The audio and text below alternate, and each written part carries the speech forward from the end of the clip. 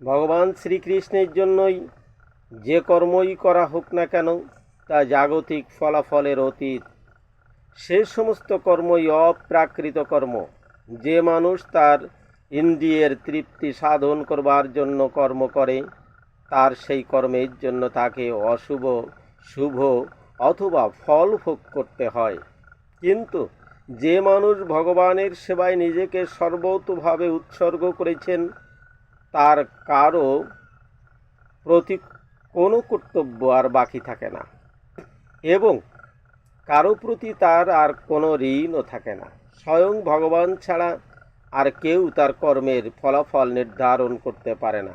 সাধারণ অবস্থায় প্রতিটি কর্মের জন্য মানুষকে কারো না কারো কাছে কৈফিয়ত দিতে হয়, কিন্তু ভগবানের সেবায় নিজেকে উৎসর্গ করে কর্ম করলে আর সেই সমস্ত বন্ধন থাকে না।